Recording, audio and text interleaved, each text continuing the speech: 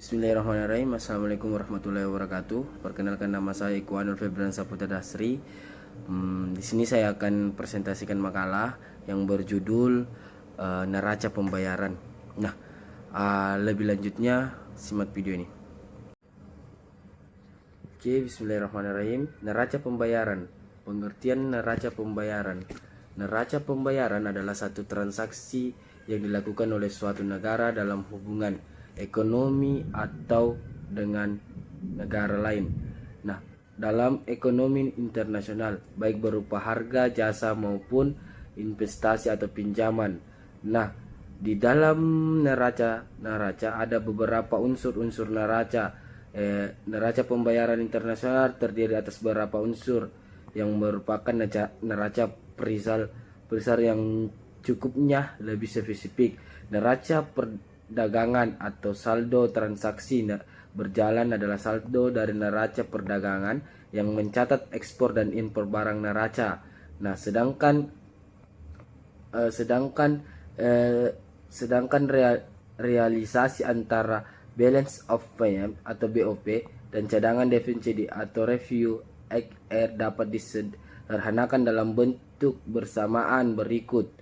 Nah, pada tabel dapat dilihat berkembangnya BOP dan perubahan cadangan devisa Indonesia selama tahun anggaran 96 sampai 97 sampai 2021. Dari data tersebut, saldo capital account mengalami surplus pada tahun anggaran 96 terus ke 97 dan 98 ke 97.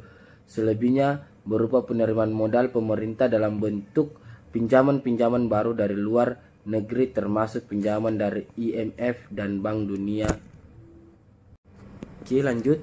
Neraca modal dan cadangan devisa. Di sini yang pertama, lalu lintas modal. Dalam suatu neraca pembayaran internasional yang penting adalah neraca modal dalam kurung lalu lintas modal dan cadangan devisa. Berbeda dengan beraca perdagangan dan neraca jasa. Neraca modal Indonesia merupakan catatan atau hasil kegiatan luar negeri dalam arti sempit, tetapi lebih mencerminkan hubungan ekonomi luar negeri dalam arti luas. Neraca modal menggambarkan arus keluar masuknya devisa yang bukan merupakan pembayaran atas barang atau jasa yang tertentu. Dalam struktur neraca pembayaran internasional Indonesia, pencatatan lalu lintas modal dikelompokkan secara terpisah, antara lain yang dilakukan pemerintah dan yang dilakukan swasta.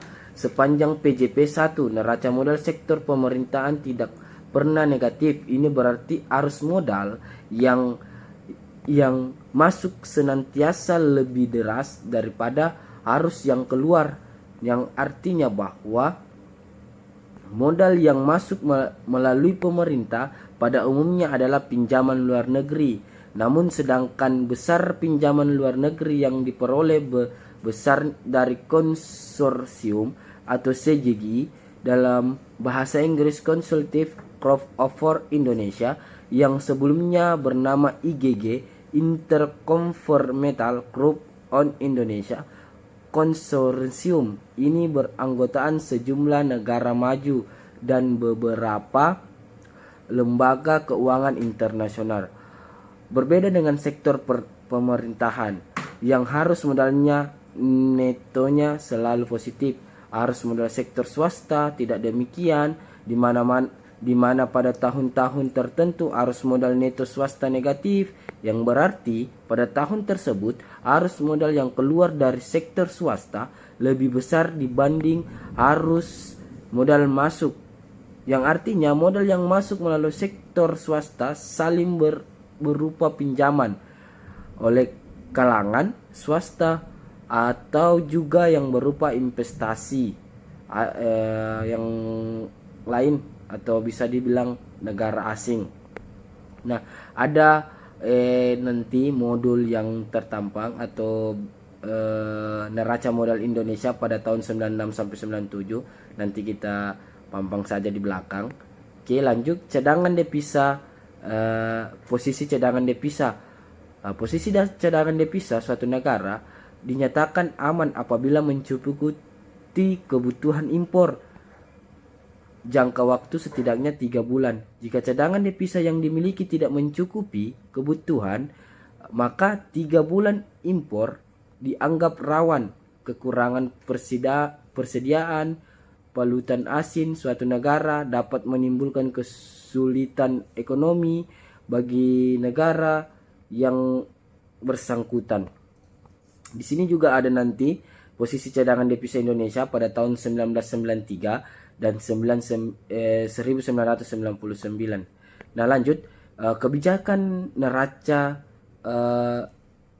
pembayaran dalam rangka mewujudkan perekonomian mantap, maka sasaran kebijakan neraca pembayaran adalah terciptanya kemampuan perekonomian untuk meningkatkan perolehan devisa itu sendiri, yang artinya bahwa diperlukan bagi pembiayaan pembangunan sehingga dapat berwujud kemampuan membangun dengan kekuatan sendiri.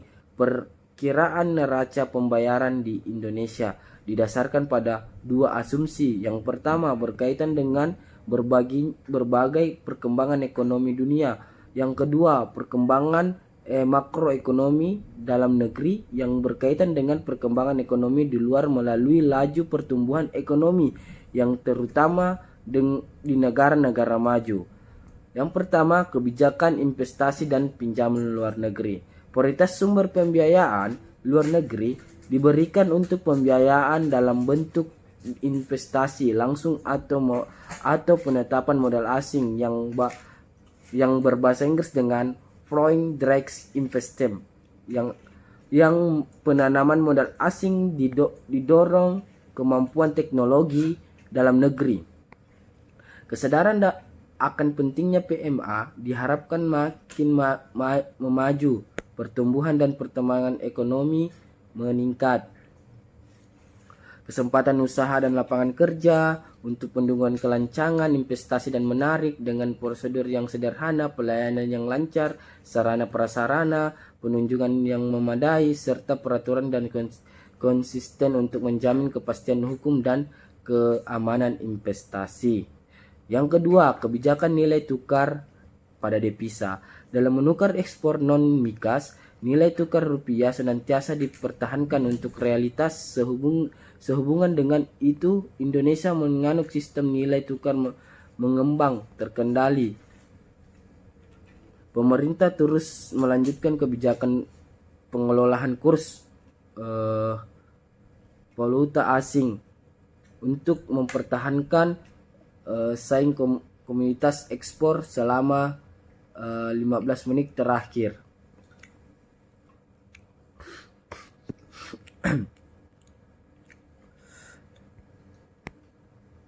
Kebijakan devisa Indonesia diarahkan untuk memelihara kondisi perekonomian yang sehat dan handal, serta mendorong ekspor, pengadilan impor, mendukung stabilitas pasar dan kurs valuta asing.